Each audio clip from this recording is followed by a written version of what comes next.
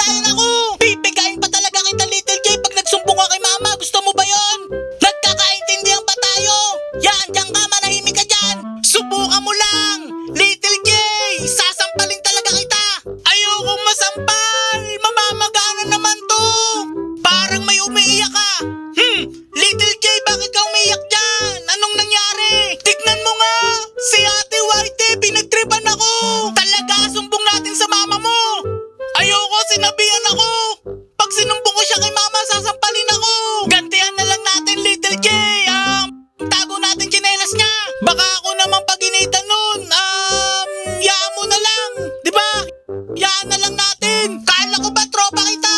Ha! Lagi mo nga akong inaaway, Little J. Tapos sasabihin mo tropa tayo, bahala ka dyan. Wala kayong mga kwenta, lalayas na lang ako dito. Dadaling ko mga damit ko. Kala nyo? Ha? Oo nga, sa bintana na lang ako dadaan para di nila makita pag alis ko sa bahay na to. Tapos malaya na ako. Tagal naman mag-reply. Lenny, nakita mo ba si Little J? Bibigay ko to. Ano yung dala mo, Whitey? Masarap yan. Ha?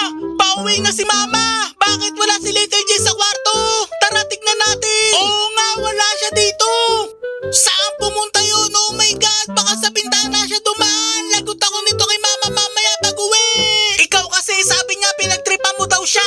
Ay, Sona, kasalanan ko na naman. Tulungan mo ko, Whitey, hanapin natin. Paano yan? Di natin nakita si Little J. Anong sasabihin natin kay tita? Wag muna nating sabihin. Hayaan na lang natin si Lenny muna magsabi kay tita. Ayoko nga, Whitey. Bakit ako? Ikaw na lang muna. Kaya mo yan. Tumatawag si mama. Hello? Okay ka lang ba? Oo, okay lang. Ganun ba? Sige, maya-maya pauwi na ako dyan. May naantay lang ako. Mama, baka pwede mamayang gabi ka na lang umuwi. Maglilinis pa kasi kami ng bahay. Napakakalat. Ganon, nakakapagtaka naman. Di kaya may tinatago kayo sa akin, Lenny. Sabihin nyo sa akin kung anong problema. Huwag kayong magsinungaling. Lenny, anak, baka pwede pakilinisan na rin yung kwarto ko. Lalo na doon sa ilalim ng kama ko. Napakaraming kalat ni Little J.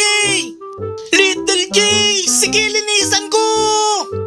Mama, bago ka umuwi, chat mo ko.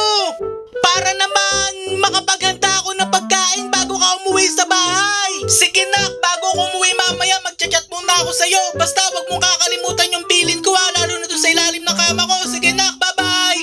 Hay, tara na, hanapin na natin si Little J. Baka umuwi na siya sa bahay. Tara na, Whitey. Jasper, ikaw maglinis ng kwarto